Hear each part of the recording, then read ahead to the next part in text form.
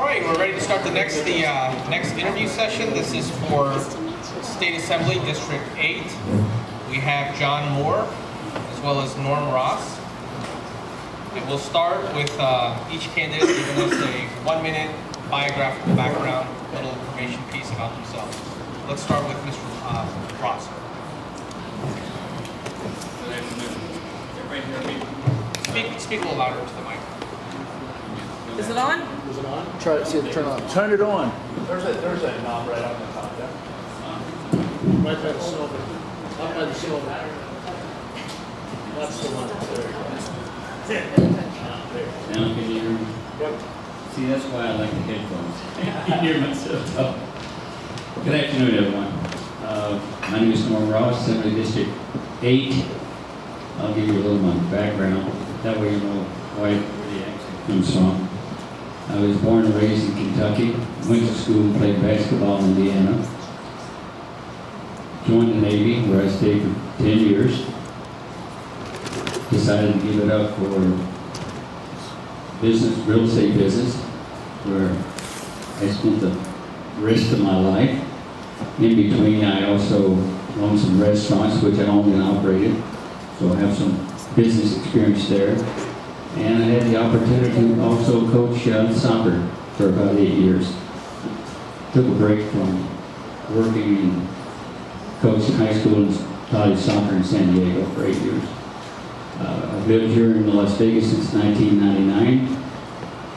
I've been politically active most of my life, and continue to do so here. Had no plans to run for office until I saw what was happening up at the legislature, and I got tired of people saying, if I'm elected, I'll do this, and then do another. So, remembering, I think it was Plato said, the biggest penalty for not getting involved in politics is that people inferior to you will be ruling you. I decided it's time to step in. All right, we can hear from the next candidate. Hi there, I'm Assemblyman John Moore. I represent Assembly District 8 right here. Ribbon Kitchen is in my district here. I was born in the Midwest in Kansas City. I moved at a young age of around 11 to California, where I finished growing up. I went into the U.S. Army at 2 weeks after I turned 17.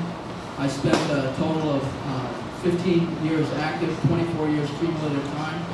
I went to Iraq. I spent my 41st birthday in Iraq after 9/11. I felt it was the right thing to do for me to re-enlist at 40, and I went back in just specifically to go to Iraq and meet our enemies abroad instead of waiting for them to come here.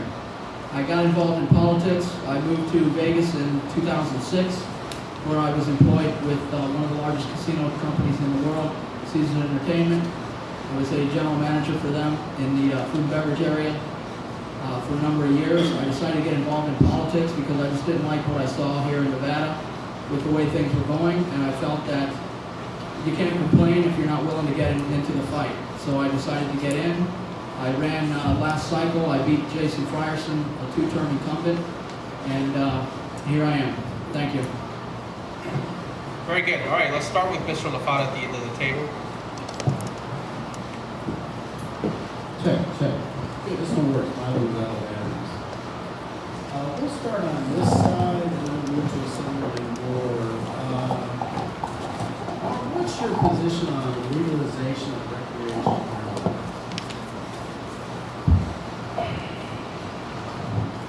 I would not be against it so long as it was, part of the bill was that you treat it sort of like alcohol is treated. In other words, if you were driving and you were under the influence, you get a ticket. I don't have a problem with people killing themselves. In other words, if you want to smoke your brains out and be a dummy, that's fine with me. Just don't ask me to pay for it. So I would not keep somebody from doing it, but I wouldn't want people to walk down the street and do it. And I would want it to be treated somewhat like we treat alcohol. All right, thank you. And then Assemblyman Moore, I'd like to have your answer to the same question. I would support the legalization of recreational marijuana for 2 reasons. Basically, one, the tax revenue that would be generated from the sales. We already have dispensaries here on the medical side. contributing to our tax base as it is.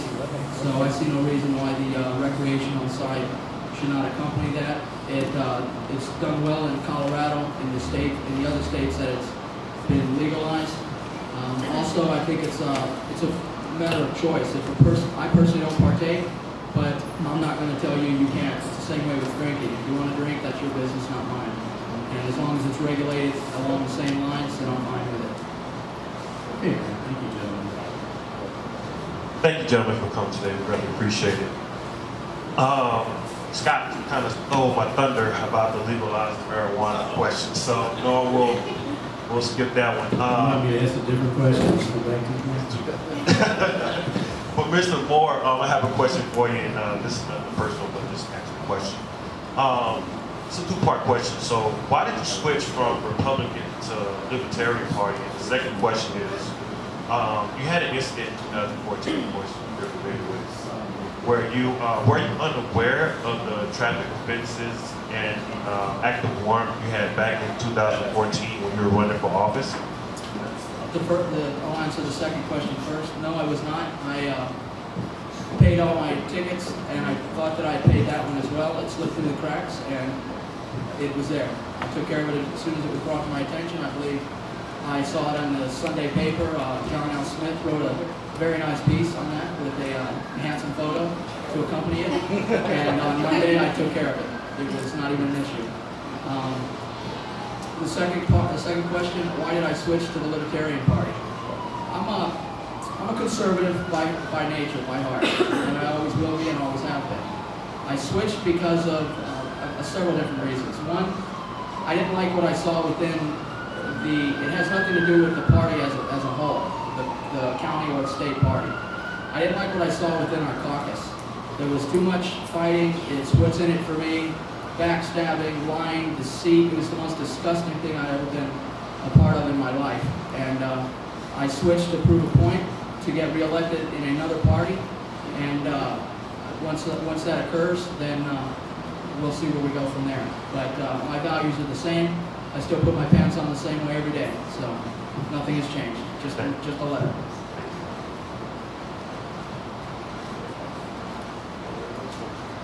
Well, I'll make it an open-ended question because that was the question I was going to ask. So.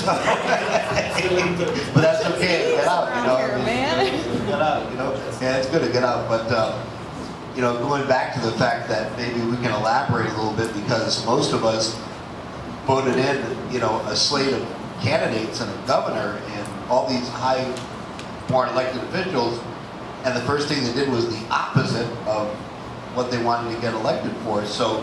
Maybe what I'll do is I'll just pull it back a little bit and say to both candidates, what could you do in the state assembly to maybe ensure a little bit more honest and fairness and a little bit less double dealing that seems to be running the state of Nevada political system these days? First thing that comes to mind is hold people accountable. Remind them what the pledge they signed. Remind them what they promised they would do. And hold their feet to the fire.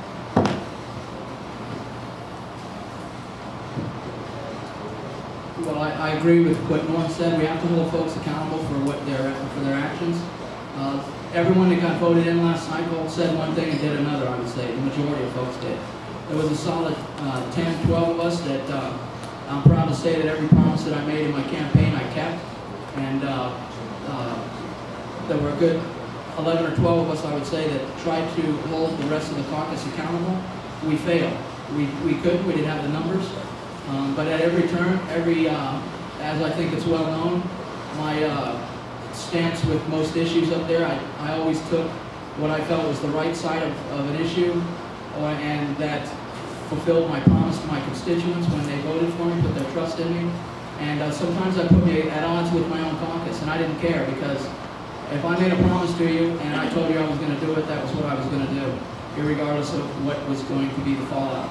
And one case, on a bill, Mr. Anderson, our majority leader, didn't like the way that I killed a bill in committee. I was vice chairman of government affairs, and we had a little run-in on that. So that kind of taught me a lesson early on because that happened early in the cycle. And I knew right then that things were not as they should be up there. But we have to hold folks accountable at all levels of government. You know, my question is purely nonpartisan, and that is, what would you advocate or do to increase and improve the delivery of mental health services for the citizens of Nevada?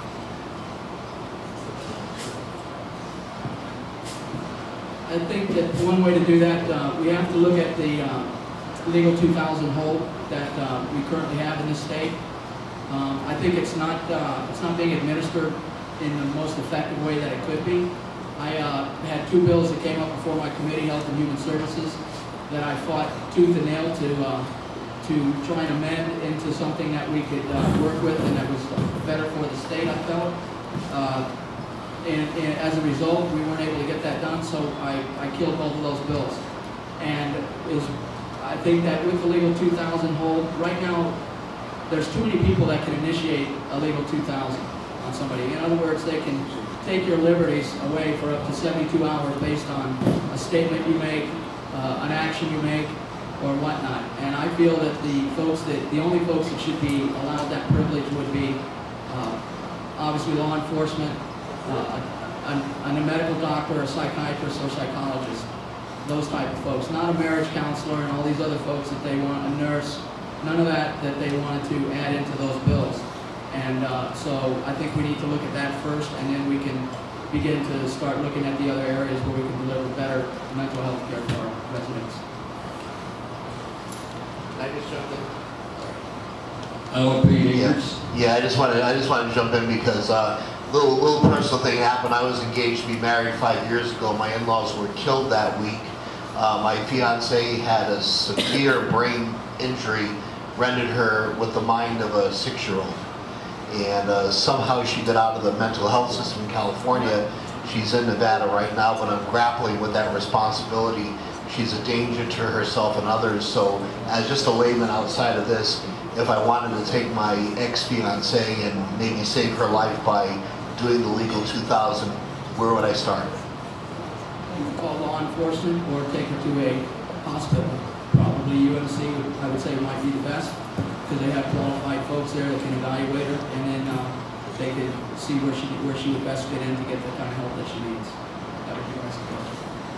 The only other comment I would have on the subject is that I'm not big on raising taxes for just raising taxes, but if there is a need for such things, more mental health funding, I would obviously be in favor of it. I'm not in favor of giving anybody much power to have somebody acquitted. I mean, put away. I mean, that's a hard subject, and it's something that you have to do when it's necessary, but at the same time, it's something we have to guard against also. It's one of those things that's either she's going to hurt somebody or somebody's going to hurt her. Because a 40-year-old woman, 5'11", athletic, when they start acting out, you know, it does tend to attract law enforcement, bouncers, people that are offended, whatever else, but it's just a matter of time. I could be wrong, but my guess is most of the time the psychiatrists go on the side of not putting them in when they should. I'm just guessing. So I'm Tim Pittard. I want to tell you both welcome home and thank you for your service. As an Army veteran, I appreciate you coming out with the veteran community and stepping up to tackle the issues of the Republic. So my question is a two-parter. Mr. Moore, given the current sentiment of anti-establishment, no matter who's in office, why do you feel you should be reelected? And to my question, Mr. Ross, you know, given someone who, when I did a quick Google search of you, didn't come up with much, why should anyone vote for you? So I guess Mr. Moore, go first. I think that I should be reelected. I've served my constituents well. I've fought tooth and nail to do what I felt was right and to do what my constituents have asked. Sometimes, during every major bill that we had during the session, I always had one of my secretaries solicit what our constituents, or a broad base of our constituents, felt on an issue through email or through phones or whatnot. And sometimes I didn't agree, but I voted the way that my constituents asked me to vote. And because I wasn't up there to represent me, I was up there to represent my constituents, and that's how I feel. and I'm very proud of my service to the state, what I've done, and I feel that I should be reelected based on my past performance and what I can bring to the state in the future. Well, I would have to start just saying that based upon my experience in life and the things I've accomplished in life and my ability to lead people. I was successful in business, I was successful in the military, and being promoted. I was an E7 after 10 years. During that time, I was asked to take on responsibilities that more senior people should have had. I actually refused at one time and then was told if I didn't take it, they'd give it to somebody else. I'm like, no, you're not going to do that to me. But I approach things with more common sense solutions. I obviously have some pretty held views when it comes to am I a conservative, am I a liberal? Probably neither. I'm a fiscal conservative.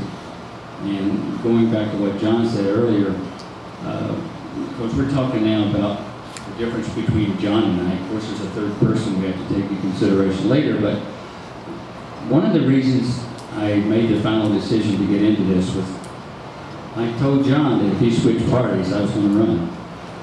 Because I don't think he can get elected as a libertarian, and I don't think he could be effective as a libertarian. There's only a couple hundred libertarians in the district.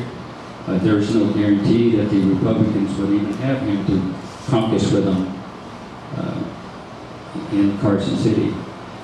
As far as my background in politics, I did serve actually longer in the legislature in a sense than John has, because I was a consultant to the California State Assembly for a year for business, for the Finance and Insurance Committee. So I'm very familiar with the process. I know how to get things done. And I was very involved, for example, in California in redoing the workers' comp in California in 1992. Thank you. Hello, my name's Daphne Lee. I'm going to ask John this question just because he was just in this assembly. There was a recent article out that the Nevada Supreme Court might go broke and they rely heavily, mostly, on traffic tickets for their source of income, which I found very interesting. And also the Las Vegas Municipal Court also relies 90% of its revenue comes from traffic violations. Is that something that legislators see up in Nevada, like how they budget? And is that kind of an unfair process to put that on the local police departments to be revenue generators in order to sustain governmental functions? And then kind of forcing them to maybe unduly reallocate resources in order to meet those demands. What do you think about that? I don't know if that's something that you came across up there. Just would like to hear your thoughts on that, please. Sure, thank you. We didn't specifically deal with any budgeting questions dealing with the court system last cycle. However, that is one of the items that is in the budget for the state. And no, I don't agree that any law enforcement agency should be revenue generating businesses, if you will, because then that puts people in a very bad position of quotas, and we all know how Metro is when it comes to traffic tickets. If you get pulled over by a traffic cop, usually you're going to get a ticket, regardless of what the situation is. And I think a lot of that goes right into a bill that I carried for civil forfeiture. You know, there was a case up in northern Vegas. A gentleman was traveling through the state, had a large amount of money. He was going to buy a house.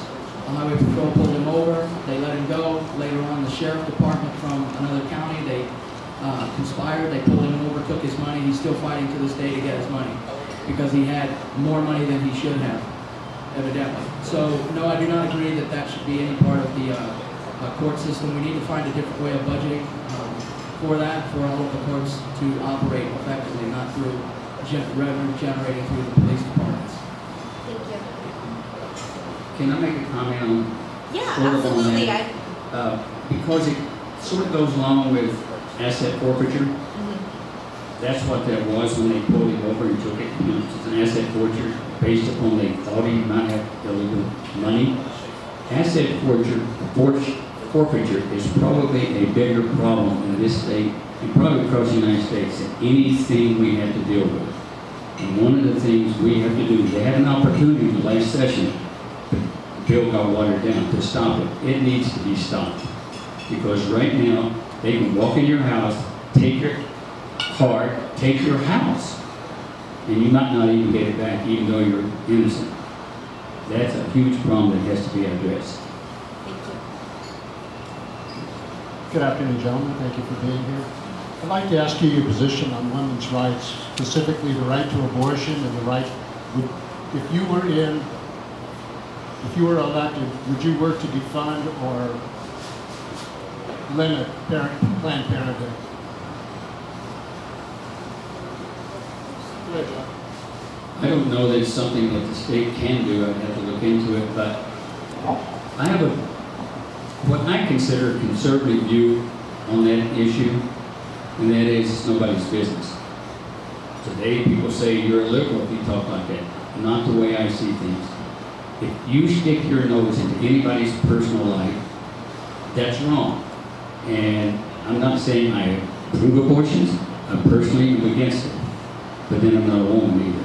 So, someone once said, you shouldn't judge somebody until you walk a mile in their shoes. And I believe that. But deep down, I just think it's not anybody's business, period. What about Planned Parenthood? What about Planned Parenthood? I wouldn't fund them a dime. Not done. Not a dime. I would probably say that I agree with Norm on the fact that government really has no business in anyone's personal life. I personally don't approve of abortion, but I'm not going to tell you you can't do it. That's between you and your maker, not me. And as far as defunding Planned Parenthood, that's not something within the state's purview to even approach that subject. I probably would support defunding them if that actually came up, but at the same time, that's not something that's within the state's rights to do at this point. Thank you. Gentlemen, thanks for being here. Assemblyman Moore, question is actually for both of you, but I'll ask Assemblyman Moore first. The United States Constitution limits the federal government in their scope and power.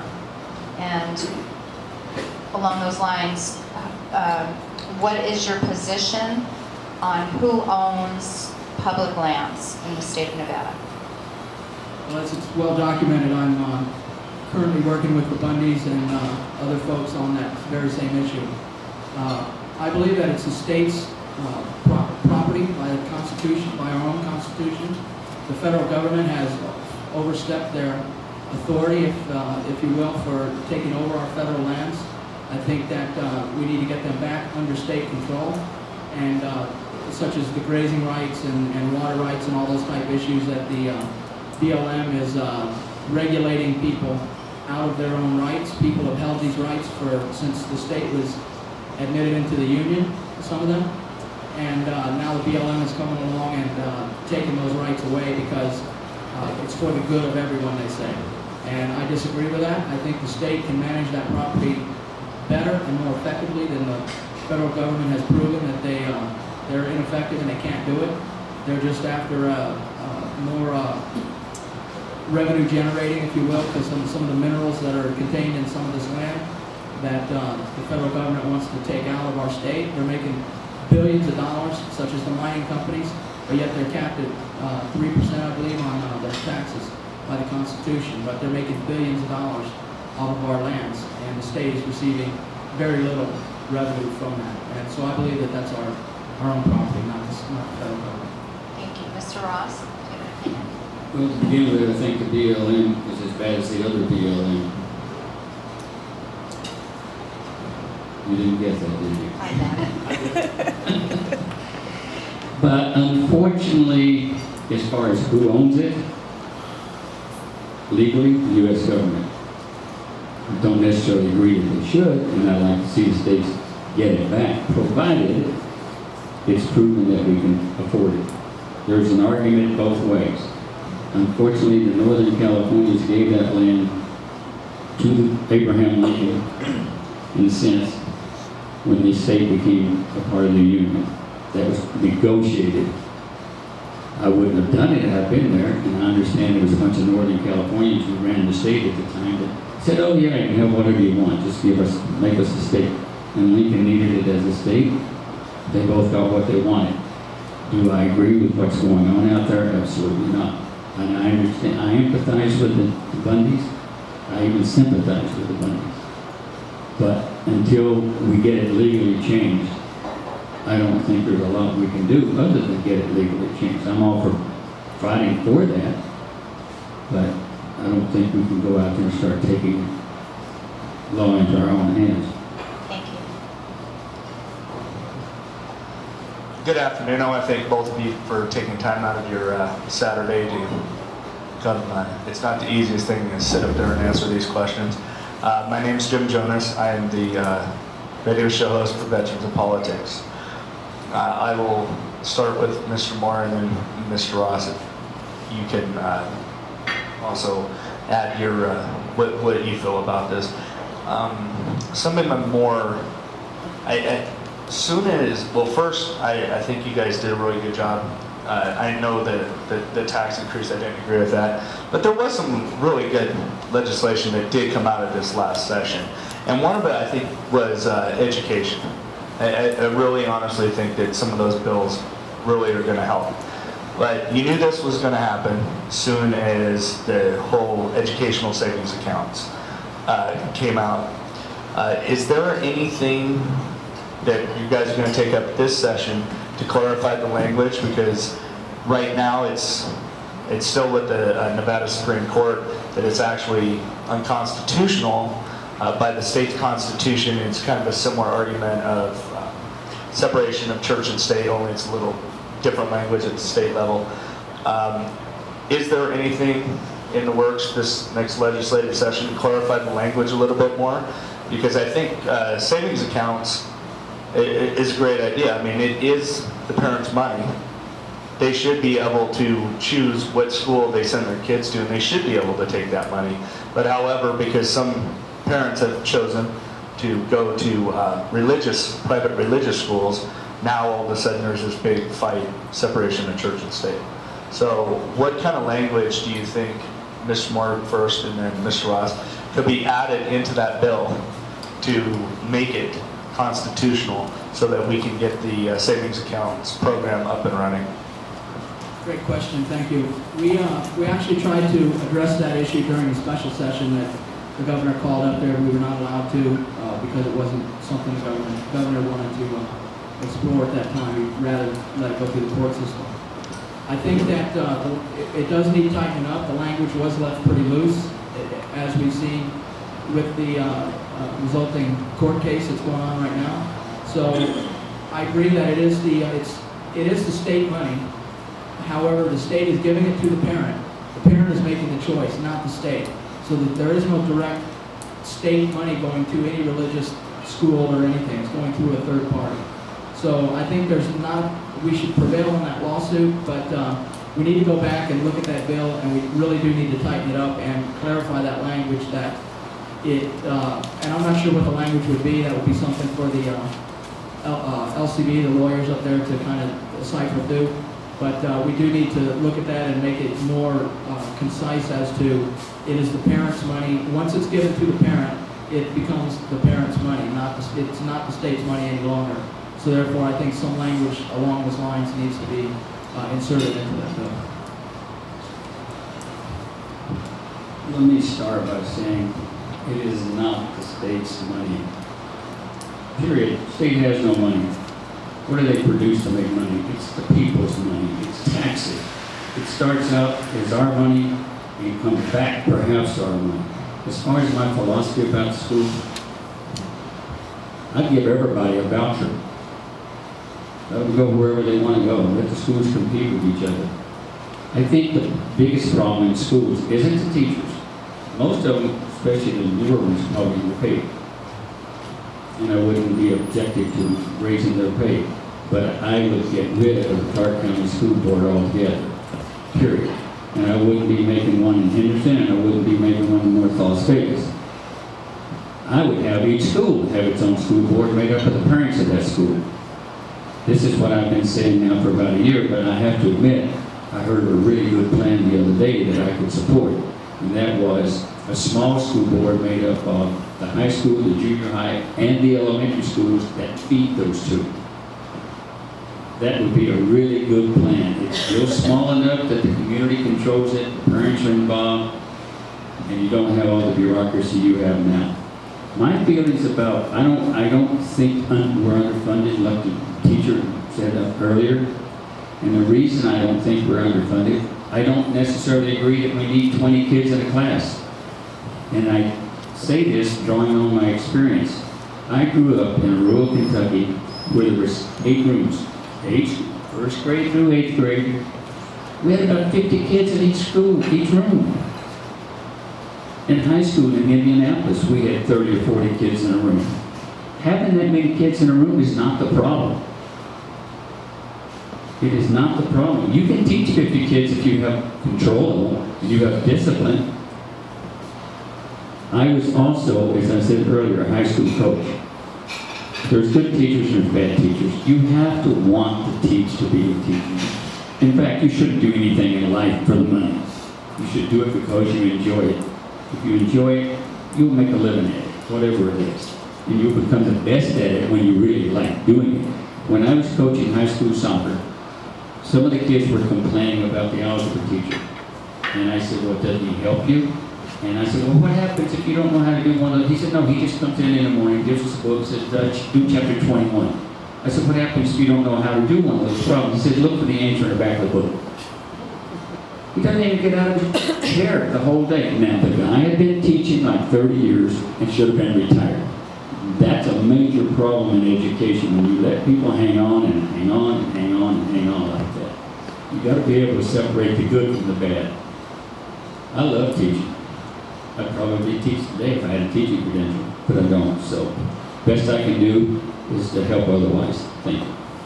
Good afternoon, gentlemen. Thank you both for coming here today. My name is Karen Stillman. I'm the Auxiliary Director with Veterans in Politics, and I was just informed by our illustrious president that we don't have enough time for me to ask my questions, so you both just got really lucky. But I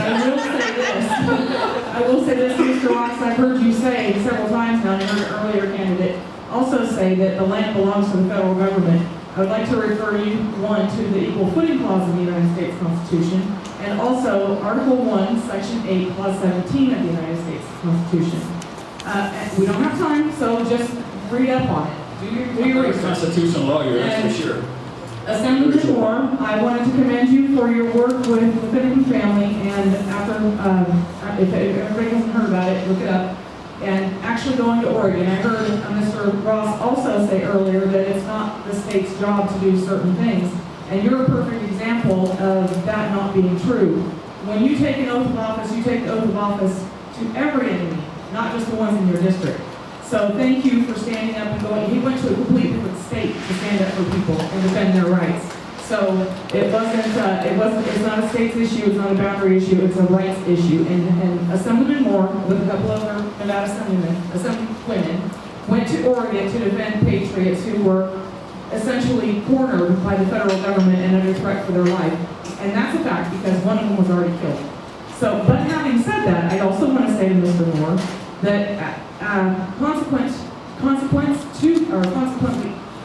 subsequent to that, you were invited to. Ooh. Give me one with the wire. Get the pro mic. You were invited to 4 events right after that, and the only one that you showed up to was the one with cameras. And you were a no-call, no-show to the other 3, and they were events that I invited you to. So I just wanted you to know that although I do commend you for going above and beyond your office and being an exemplary example to every representative, that's the way a representative should behave. It's a double-edged coin, and you need to address that as well. I agree, and I apologize. I mean, I have as Steve knows, a lot of times I overcommit myself with a lot of things that I probably should, and I should look at my calendar better, and I don't. So I apologize to you for that. All right, I don't recall saying you shouldn't. before we conclude, why don't we just have a 1-minute summation from each candidate?